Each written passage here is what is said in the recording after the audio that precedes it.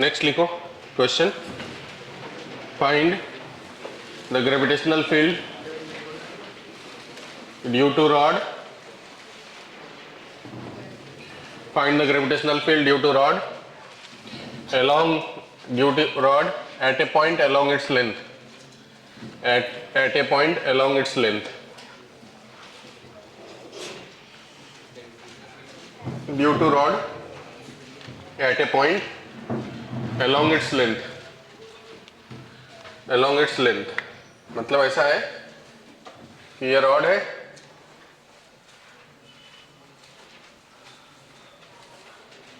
जिसका मास m है, length l है, इसके मान लो इस एंड से d डिस्टेंस पे एक पॉइंट है, यहां पर फील्ड निकालना है।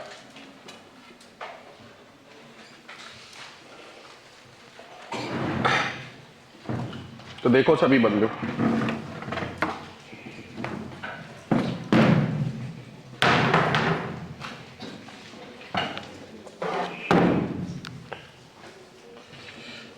मैं क्या करता हूं, यहां से x दूर पे एक छोटा सा पार्ट dx कंसीडर करता हूं, जिसका मास dm मानता हूं।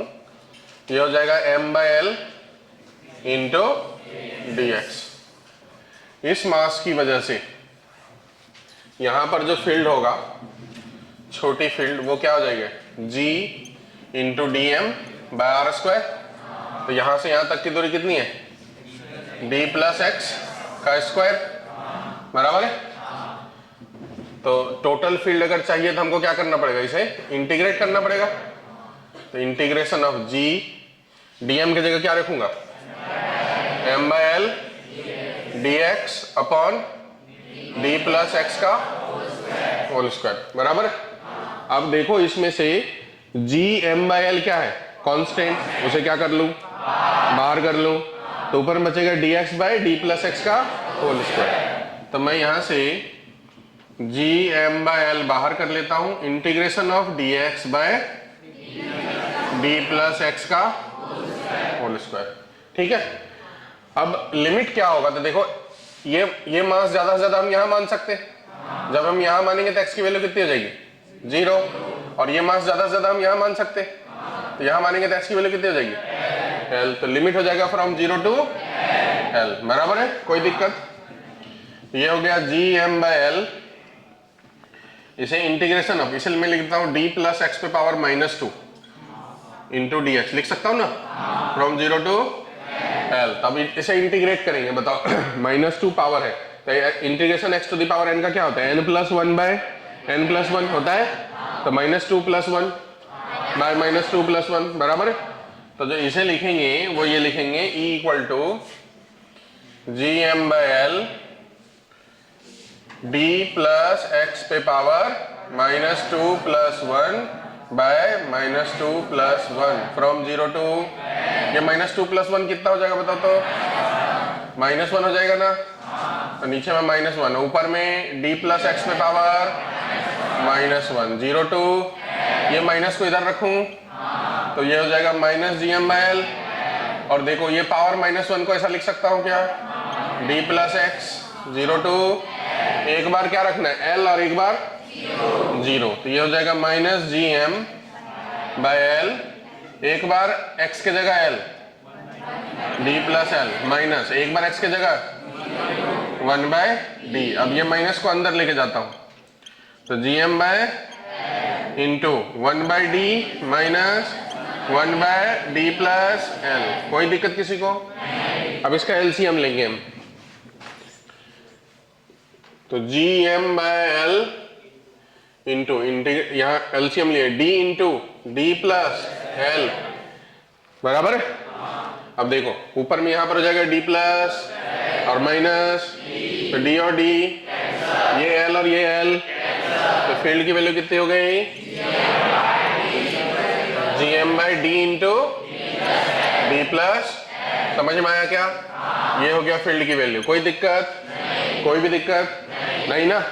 देखो अब इतना डेरिवेशंस ध्यान नहीं रखेंगे तो फॉर्मूला कैसे ध्यान रखेंगे, कहीं पर किसी भी पॉइंट पे फॉर्मूला के हिसाब से फील्ड कितना होता है, gm/r², क्या होता है फॉर्मूला, gm/r²। तो r² को मैं r इंटू r लिख दिया, ठीक है, एक डिस्टेंस देखो कौन सा लिया गया, एक आर के जगह ये वाला डिस्टेंस लिए और एक आर के जगह ये वाला डिस्टेंस लिए, एक आर के जगह डी लिया और एक आर के जगह डी प्लस, मतलब दोनों एंड पॉइंट का डिस्टेंस ले लिया, बराबर है ना। एक एंड पॉइंट का डिस्टेंस एक बार लिखे और दूसरे आर के जगह दूसरे एंड पॉइंट का डिस्टेंस लिखे, आंसर आ गया। क्लियर, समझ में आया, कितनों को समझ में आया? गुड, बहुत सुंदर, बना।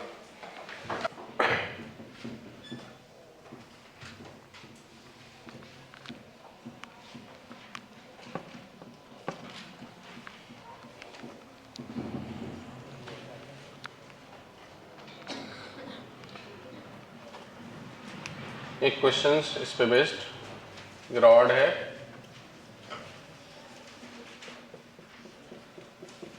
मास m है, लेंथ l है,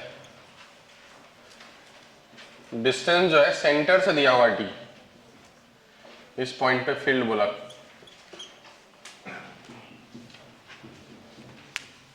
अब बिना डेरिवेशन के बनाना है।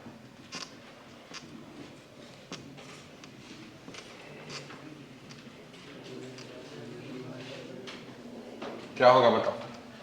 एक बार d minus L by two और एक बार d plus L by two, एक बार में ये डिस्टेंस लेना है d minus L by two और एक बार में ये डिस्टेंस लेना है d plus L by two, तो फील्ड हो जाएगा G M by d plus L by two into D minus L by to.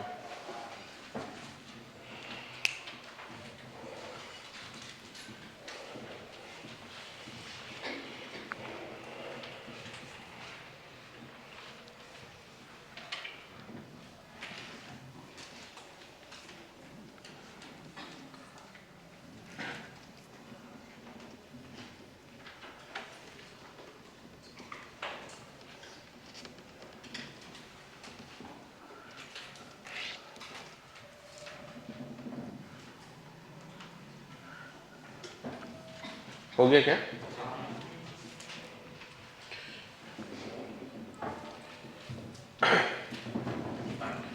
Next लिखो, gravitational field due to ring, gravitational field due to ring at a point on its axis, या फिर ऐसा gravitational field and potential दोनों साथ, potential तो भी पढ़ाया नहीं ना मैंने, हाँ, gravitational field due to ring, सिर्फ फील्ड लिखो, gravitational field due to ring at a point on its axis.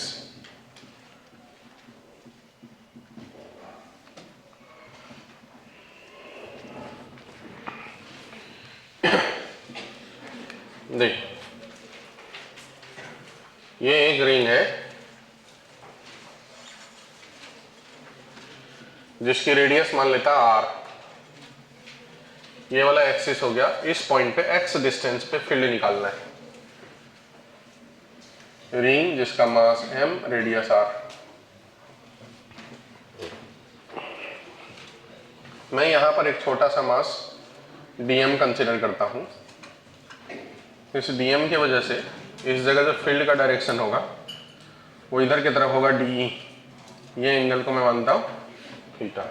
जैसा मैंने ऊपर पॉइंट पकड़ा वैसे मैंने नीचे भी पॉइंट कंसीडर करता हूं, तो अगर मैंने नीचे पॉइंट कंसीडर करा तो इधर की तरफ इसके वजह से भी एक फील्ड होगा d, अगर ऊपर वाला एंगल थीटा है तो नीचे वाला भी, d का ये कंपोनेंट इधर की तरफ de cos थीटा और इधर की तरफ de sin थीटा, इसलिए इस तरीके से इसका भी ऊपर की तरफ de sin थीटा और इधर की तरफ de cos थीटा, तो ये दोनों एक दूसरे को क्या करेगा, सिर्फ और सिर्फ यही बच जाएगा, तो नेट फील्ड इक्वल टू हो जाएगा integration of de cos theta. अब de मतलब छोटा फील्ड, तो ये dm से ये वाला दूरी को मैं r ले लेता हूँ और इस r को लिखता हूँ root under R square plus x square, Pythagoras theorem से, ठीक है।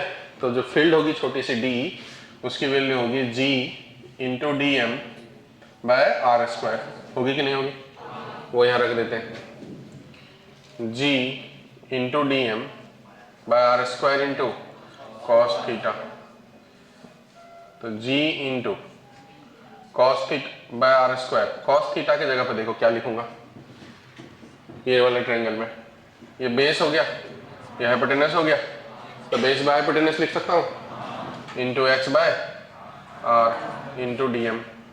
ये वाला टर्म को बाहर रखता हूँ, G into x by are cube into integration of, बताओ डी टी का इंटीग्रेशन, डी टी का इंटीग्रेशन, टी डी यू का, डी वी का, डी एक्स का, तो डी एम का, तो इसे लिख दूंगा G m into x by are cube. R cube देखो आर इतना है तो आर क्यूब हो जाएगा इस पे पावर 3, तो रूट का मतलब पावर 1/2 ना, तो उसे लिखता हूँ R square plus x square पे पावर 3/2।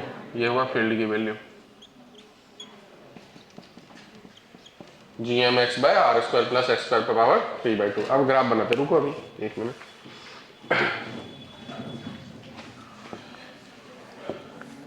देखो एट सेंटर बनिए, एट सेंटर, सेंटर पे जाएंगे तो एक्स की जगह पे क्या लिखेंगे हम, 0।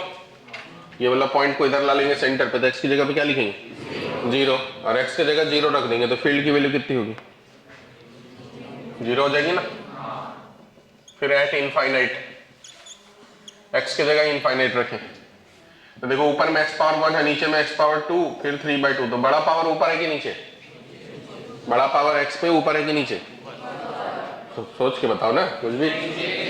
ऊपर में पावर 1 है एक्स पे और नीचे में एक्स पावर कितना है, 3 है ना, स्क्वायर और 3/2, 2 और 2 कैंसिल हो जाएगा, क्या हो जाएगा क्यूब, तो नीचे ज्यादा पावर है, तो एक्स की जगह इनफाइनाइट रखेंगे, तो ऊपर में इनफाइनाइट होगा कि नीचे में फाइनली, ऊपर एक बार इनफाइनाइट होगा, नीचे में इनफाइनाइट पावर 3 होगा, तो नीचे में इनफाइनाइट हो गया ना, तो किसी भी चीज में इनफाइनाइट से डिवाइड करेंगे तो क्या हो जाता है, 0। एट इनफाइनाइटी की वैल्यू क्या आ जाएगी, 0। इसका मतलब अगर ग्राफ बनाया जाए, इसका ग्राफ बनाया जाए,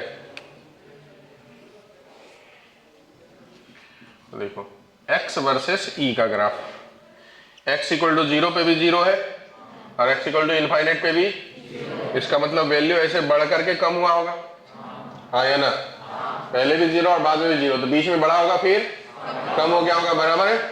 अब देखो इस साइड में जो फील्ड का डायरेक्शन है वो ये वाला है, तो यही पॉइंट इधर का होता है तो डायरेक्शन कौन सा होता है, ये वाला, तो दोनों डायरेक्शन एक दूसरे के, वैल्यू वगैरह तो सेम ही रहेगा, तो इसलिए उसका भी ग्राफ इधर होगा, तो ऊपर नहीं बना करके किधर बनाएंगे, नीचे, क्योंकि डायरेक्शन क्या है, अपोजिट। ठीक है, अब इसमें यही पूछा जाता है कि कहां पर ज्यादा वैल्यू है, मतलब ये जहां पर वैल्यू ज्यादा है, ये मैक्सिमम वैल्यू है, वो मैक्सिमम वैल्यू कौन से समय पे है, कौन सा डिस्टेंस पे है, तो किसी भी चीज को मैक्सिमम या मिनिमम निकालने के लिए क्या करते हैं, उसे डिफरेंशिएट करते हैं, तो इसके लिए मैक्सिमम निकालने के लिए इसे डिफरेंशिएट करेंगे विथ रिस्पेक्ट टू एक्स और उसे कर देंगे 0। ऐसा करने से इसको जब सॉल्व करते हैं तो x की वैल्यू आता है प्लस माइनस r/√2, तो मैक्सिमम कहां पर होगा, प्लस माइनस r/√2, तो ये डेटा प्लस r/√2 और ये डेटा माइनस r/√2, तो ये दो x की वैल्यू पे e का वैल्यू मैक्सिमम होगा, ये अपन को याद रहना चाहिए, पूछा जाएगा।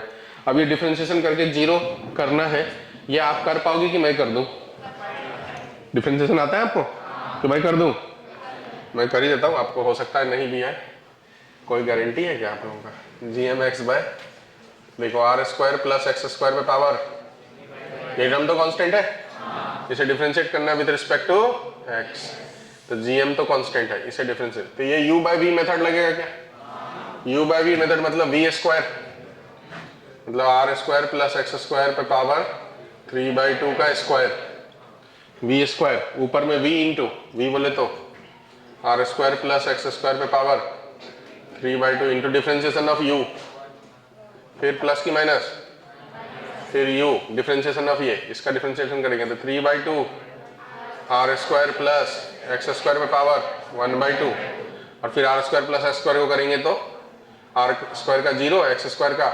2x, इस सबको इक्वल टू क्या करना है 0, u बाय वी मेथड। देखो एक बार ध्यान से, तो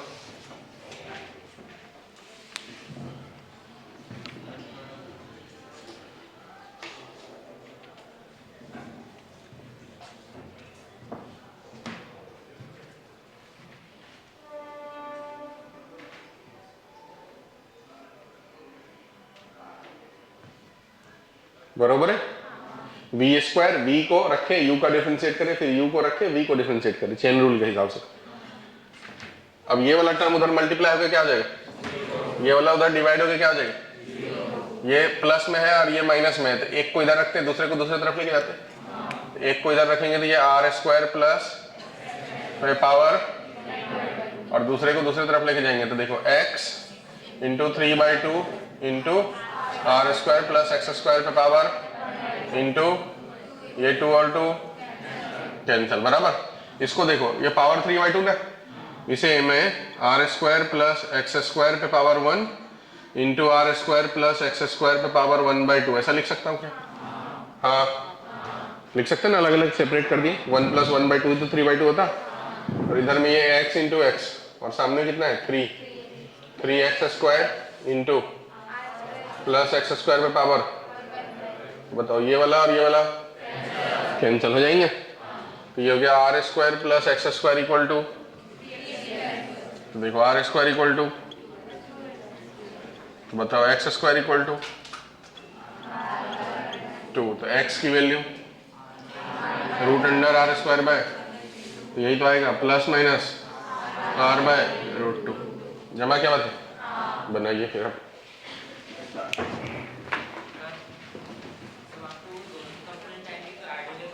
बराबर बिल्कुल। अगर मान लो यहाँ 2, आप बोल रहे हैं यहाँ 2 क्यों नहीं मल्टीप्लाई करें, 2 मल्टीप्लाई अगर करें तो एक बार में हमको इंटीग्रेशन आधा ही रिंग का करना है। मतलब अगर हमने यहाँ पर 1 मल्टीप्लाई किए तो डीएम के जगह पे m रखे फाइनली, मतलब पूरा रिंग इंटीग्रेट करें हमने। और अगर हमने 2 मल्टीप्लाई कर देंगे यहाँ पर तो कोई भी दिक्कत नहीं है, e equal to integration of 2d cos theta, ये वाला स्टेप डायरेक्ट लिख देता हूँ, 2gx by are cube integration of dm। अब यहाँ dm के जगह m/2 रखना पड़ेगा ताकि ये 2 और 2 कैंसिल हो। m/2 क्यों रख रहे हैं, अगर हम पूरा इंटीग्रेट कर रहे हैं, पूरा रिंग को इंटीग्रेट कर रहे हैं, इसका मतलब ये कंपोनेंट तो हम ले ही लिए, ठीक है, इसलिए d रख रहे हैं। और अगर 2d लिख रहे हैं इसका मतलब ये हुआ कि हम ऐसा मान के चल रहे हैं कि हमको आधा ही निकालना है, बाकी आधा अपने आप आ जाएगा, इसलिए पहले से हम 2 मल्टीप्लाई कर चुके हैं। तो जब आधा ही निकालना है तो आधा ही रिंग का मास लिखना पड़ेगा ना, फिर आधा रिंग का मास फिर कितना होगा m/2। तो अगर 2 मल्टीप्लाई करेंगे तो मास dm का इंटीग्रेशन m/2 करना पड़ेगा, और अगर 2 मल्टीप्लाई नहीं करें तो पूरा रिंग का मास m करना पड़ेगा, ठीक है। Gravitational field due to gravitational field due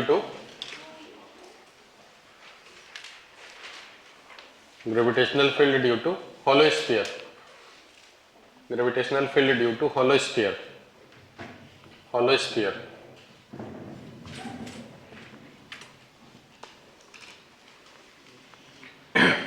bracket में लिख देना थीन स्फेरिकल सेल, hollow sphere को ही कहते हैं थीन स्फेरिकल सेल, hollow sphere के ब्रैकेट में थीन स्फेरिकल सेल।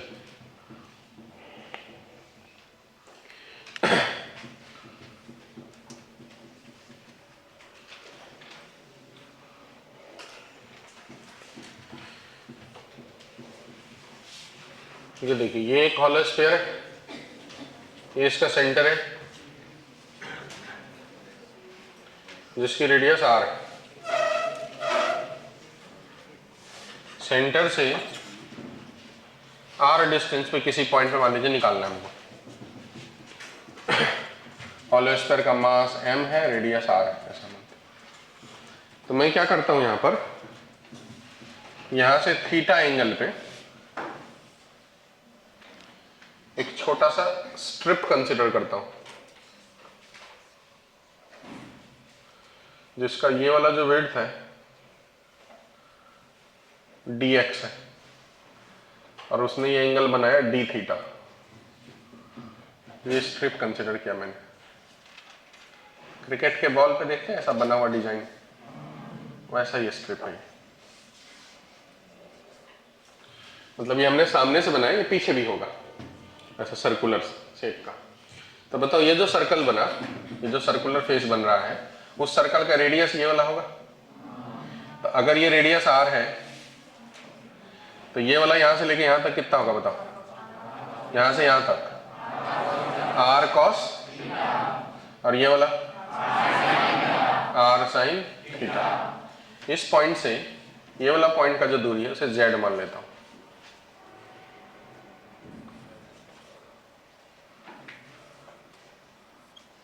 ठीक है, z है, ये वाला दूरी z है। अब देखिए आप ध्यान से, ये जो स्मॉल r है वो कहां से लिए है हमने, सेंटर से, यहां से लेकर के यहां तक का जो दूरी है उसे r। इस पॉइंट को p कह देता हूं, इस पॉइंट का नाम o देता हूं, इस पॉइंट का नाम m दे देता हूं, और इस पॉइंट का नाम n दे देता हूं। ये जो छोटी सी स्ट्रिप है, उस छोटी सी स्ट्रिप को अगर मैं काट करके ऐसे बाहर निकाल करके ऐसे फैलाऊं तो ऐसा हो जाएगा वो, जिसकी लेंथ किसके बराबर होगा, सरकमफ्रेंस के बराबर। सरकमफ्रेंस हो जाएगा 2 पाई इंटू रेडियस, रेडियस मतलब r sin थीटा, और इसकी थिकनेस dx के बराबर होगी।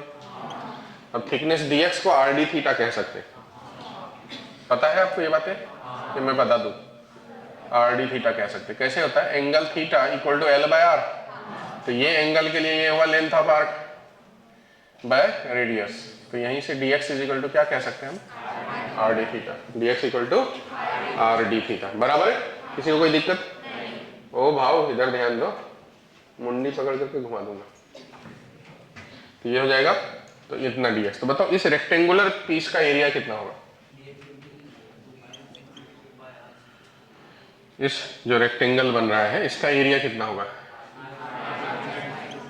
एरिया, छोटा एरिया उसे डीए कह देता हूं मैं, कितना हो जाएगा बताओ, length into width, length into length कितना है 2 पाई r sin थीटा, विड्थ कितना है r d थीटा, बराबर। इसका मास कितना होगा, इसका जो मास है dm वो कितना होगा, तो total mass m by total area. Hollow sphere में मास अंदर में होता है कि बाहर में होता है, सरफेस पे होता है कि वॉल्यूम में होता है, तो सरफेस पे मास होता है तो सरफेस का एरिया कितना है उससे डिवाइड कर देंगे, उससे डेंसिटी आ जाएगी, हाँ या ना, और उसमें ये वाला एरिया से मल्टीप्लाई कर देंगे तो इसका मास आ जाएगा। तो जो total mass by total area, total area कितना बताओ हॉलो स्फीयर का, 4 पाई r square, mass by area into ये वाला एरिया 2 पाई r sin theta into r d theta, बराबर। देखो r स्क्वायर कैंसिल हो गया, यहां से पाई भी कैंसिल हो गया, 2 भी कैंसिल हो गया, क्या हो गया बताओ, m/2 sin theta into d theta, ये हो गया मास, बराबर। तो अब आप इस स्ट्रिप को ही सिर्फ समझो कि यही स्ट्रिप था,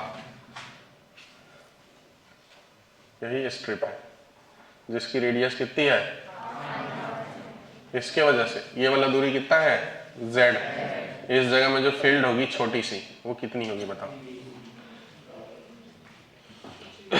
छोटी सी फील्ड क्या होगी, d g m by Z square, यही होता है ना, g m by Z square, Z square कि कुछ और,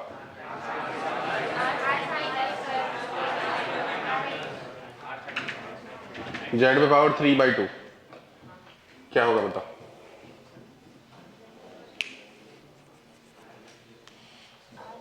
अभी तो पढ़ा है रिंग का, सोच के देखो।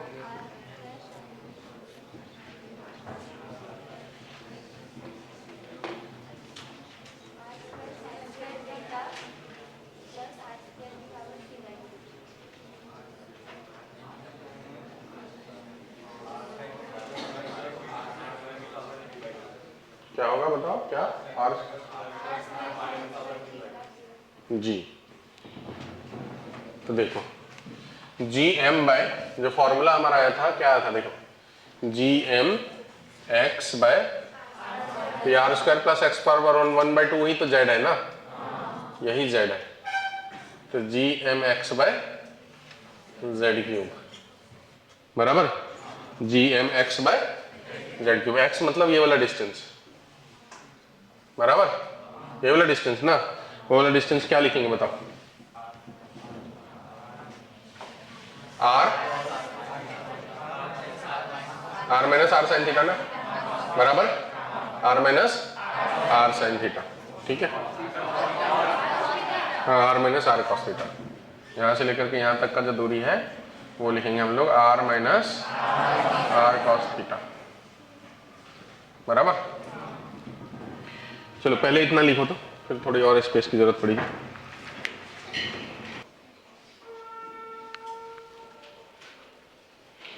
अच्छा, आप लोगों को वो ट्रायंगल की प्रॉपर्टी आती है ट्रिगोनोमेट्री का, ये वाला, जैसे कि ये कोई ट्रायंगल है, इसका साइड का लेंथ ए मान लो, बी सी, ये एंगल कह दिया मैंने ए, ये एंगल कह दिया मैंने बी, ये एंगल कह दिया मैंने सी। तो जैसे कॉस ए लिखना है मुझे, तो कॉस ए इक्वल टू क्या होगा बताओ, B square plus C square minus A square by 2bc। आता है क्या ये? अभी अच्छा अभी नहीं पढ़े होंगे, ठीक है।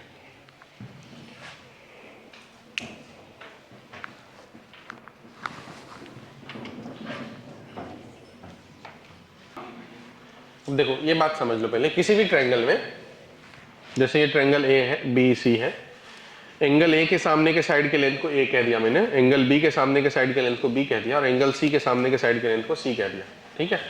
कोई भी अगर कॉस थीटा की वैल्यू आपको निकालना हो, या तो कॉस ए निकालना हो, या कॉस बी निकालना हो, या कॉस सी निकालना हो, कोई भी कॉस निकालना हो, ये ट्रायंगल के लिए कोई प्रॉपर्टीज ऐसा नहीं है कि वो इक्विलेटरली होना चाहिए, कोई भी शेप का ट्रायंगल होगा तो सब जगह वैलिड है। तो जैसे हमने कॉस ए निकालना है ना, तो एंगल ए जिस लाइन से बना है उसके स्क्वायर का सम, बी और सी से बना है ना ए, तो B square plus C square, और एंगल के सामने के साइड का स्क्वायर माइनस करना है बाय 2 टाइम्स ऑफ दोनों जिससे बना है उसका मल्टीप्लीकेशन। मतलब ये ट्रायंगल की प्रॉपर्टी होती है ट्रिगोनोमेट्री का, आगे भी काम आएगा। जैसे इसके बेसिस पे मैं कॉस बी लिखूंगा तो क्या लिखूंगा बताओ, A square plus C square minus D square by 2ac। इसी के बेसिस पे मैं कॉस सी लिखूंगा तो क्या लिखूंगा, A square plus B square minus C square by 2ab, बराबर। ध्यान समझ गया ये बातें। अब इसका हमको एप्लीकेशन करना है यहाँ पे। अब देखो, जब हम ये वाला डिस्टेंस का स्क्वायर करेंगे ना तो बड़ा लंबा थोड़ा फंस जाएंगे, तो वो ना फंसे इसलिए हम इसको वेरीफाई, थोड़ा सा रेक्टिफाई करते हैं। जेड क्यूब को जेड स्क्वायर इंटू जेड लिखते हैं,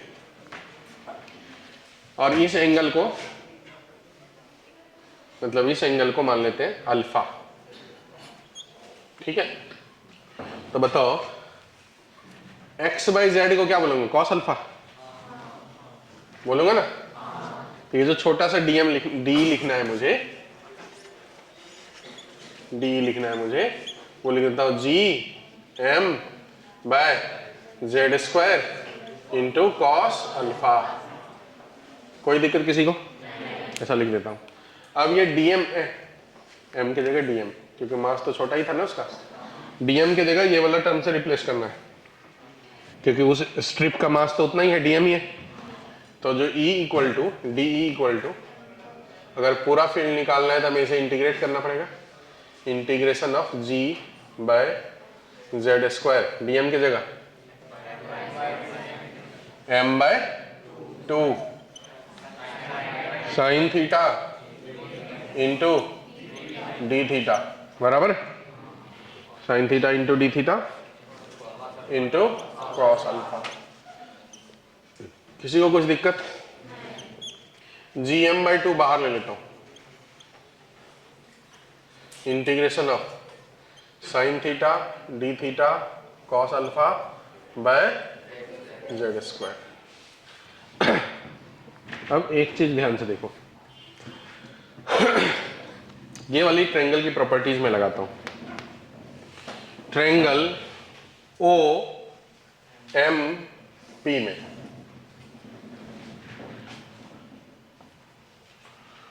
इधर लिखूं क्या इसके, ट्रायंगल ओ एम पी में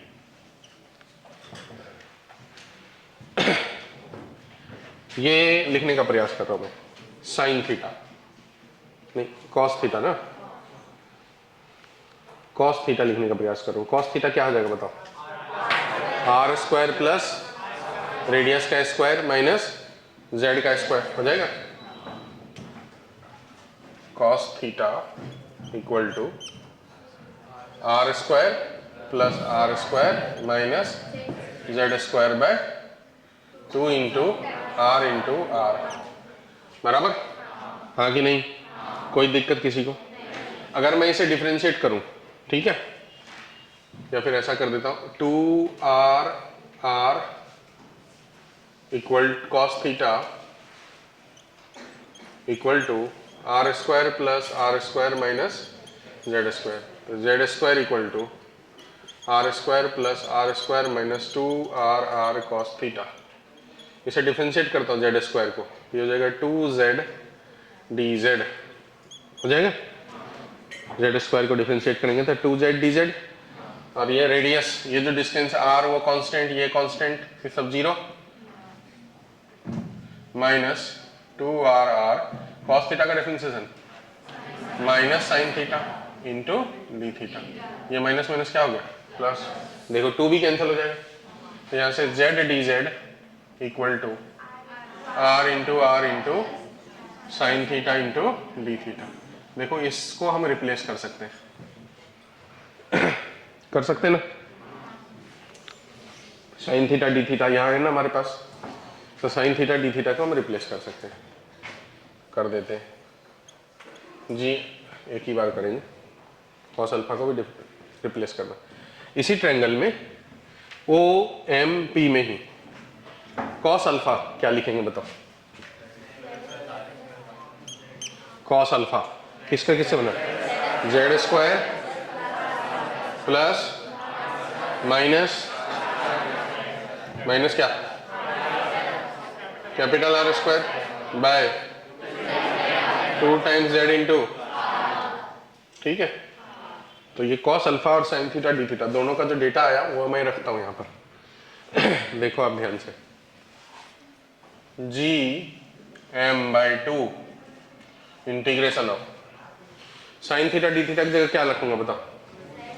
Z d Z by small r capital R, और यहाँ पर जेड स्क्वायर है ही, ठीक है। और कॉस अल्फा की जगह क्या रखूंगा बताओ? Z square plus R square minus are square by 2z r, बराबर है। तो यहाँ से कुछ कैंसिल हुआ क्या? एक z कैंसिल हो गया, बराबर।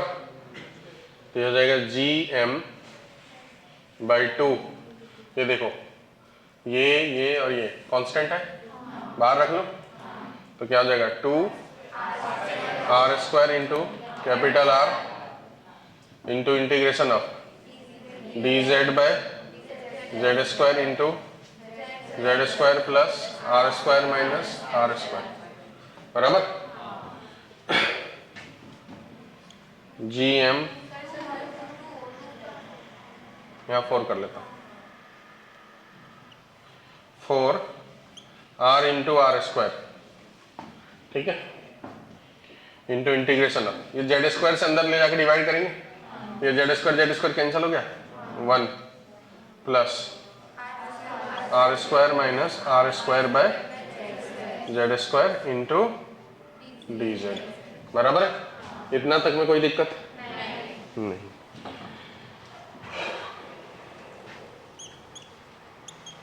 G M by 4r into are square, अब इंटीग्रेट करता हूँ, दो अलग अलग टर्म है, 1 इंटू डी जेड का इंटीग्रेशन जेड होगा ना, 1 इंटू डी जेड का इंटीग्रेशन जेड प्लस इसको इंटीग्रेट करना है, तो ये टर्म तो कांस्टेंट ही है, आर स्क्वायर माइनस कांस्टेंट ही, D Z by Z square का इंटीग्रेशन क्या होगा?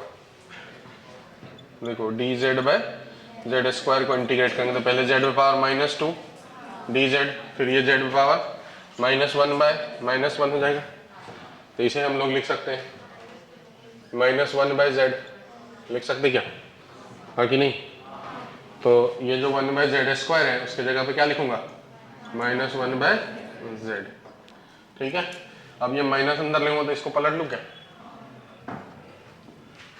तो जो फील्ड की वैल्यू हो गई वो हो गई G M by 4 r into are square Z plus capital R square minus small r square by Z.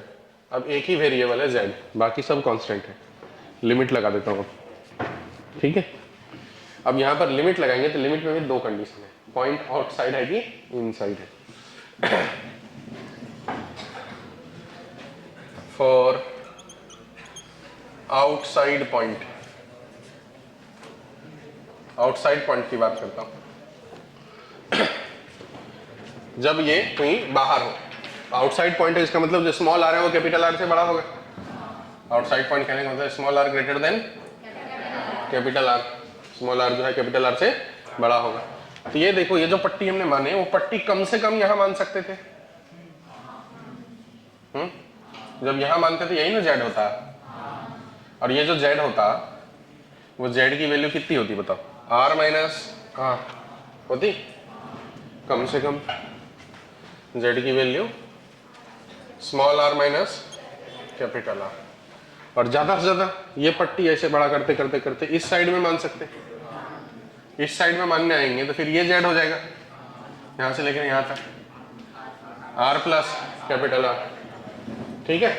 तो जो लिमिट हो जाएगा minus R to R plus capital R, ठीक है। ये यहां रखते हैं। तो E equal to outside point पे G M by 4r into are square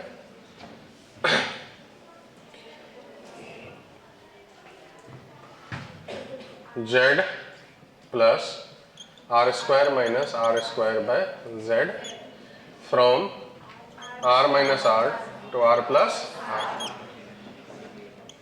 ji M by 4r into are square. देखो अब जेड की जगह रखते हैं, एक बार ये और फिर एक बार ये, तो आर प्लस आर फिर माइनस आर माइनस आर फिर plus R square minus are square by R plus r minus are square minus are square by. बताओ इतनी बात समझा क्या? हाँ, अब इसको जब ओपन करेंगे तो R plus r minus are plus r, तो ये आर और आर कैंसिल हो जाएगा, G M by 4r into are square. देखो ये स्मॉल आर कैंसिल हो जाएगा, capital R plus capital R बच जाएगा, तो 2r प्लस। अब देखो ध्यान से, यहां पर ए स्क्वायर माइनस बी स्क्वायर का क्या होता है? A plus B into R plus R into R minus are plus R, नीचे से कैंसिल हो जाएगा। इसके बदले में क्या बचेगा?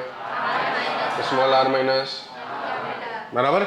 यहाँ पर ए स्क्वायर माइनस बी स्क्वायर, तो ए प्लस बी, ये उल्टा लिख दिया मैंने, capital R minus small r, a plus b a minus b. अब कौन कैंसिल होगा? A minus b, a plus b बच जाएगा माइनस आर प्लस, ठीक है। थोड़ा और आगे, G M by 4r into are square 2r। अब इसको देखो ऐड करें, माइनस आर कुछ उल्टा लिख दिया क्या मैंने?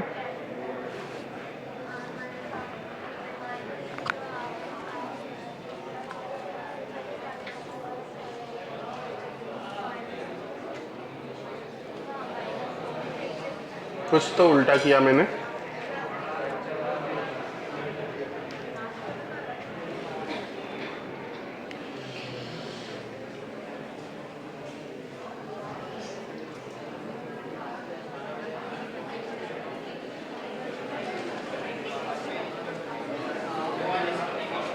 कहाँ उल्टा किया?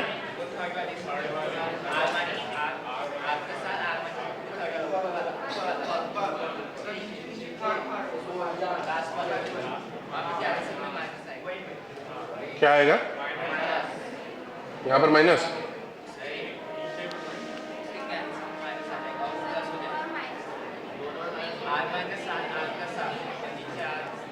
आर माइनस आर, अच्छा यहाँ माइनस आ जाएगा ना, हाँ। तो ये वाला उल्टा हो जाएगा ना, यहाँ प्लस हो जाएगा, बराबर। हाँ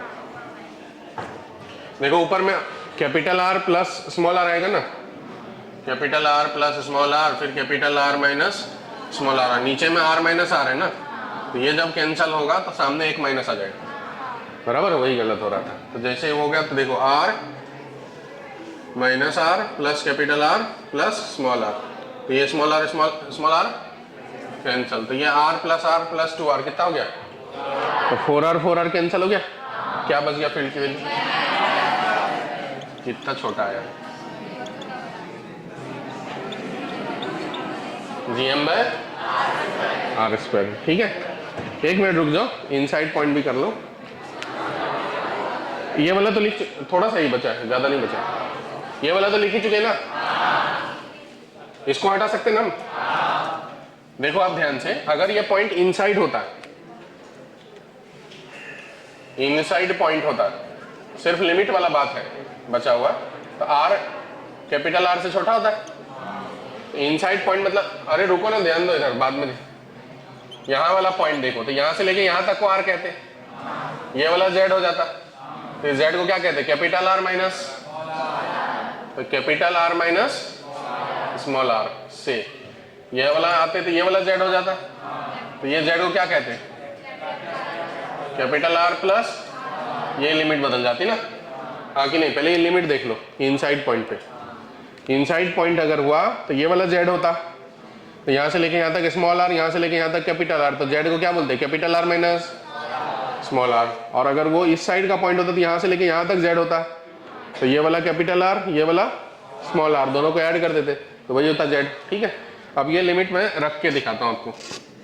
इनसाइड पॉइंट का ही डेटा जो है थोड़ा सा अलग आएगा, मतलब थोड़ा सा स्पेशल आएगा, इसीलिए मैं ये करने इतना डेरिवेशन किया, नहीं तो मैं डायरेक्ट बोल देता। देखो E इक्वल टू क्या है, GM/4 capital R into small r² है ना। Z के जगह एक बार ये वाला डेरिवेशन में Z के जगह क्या रखेंगे, या पहले लिख लेता हूँ, Z प्लस कैपिटल R के small r, capital R² minus by from R minus R to R plus R।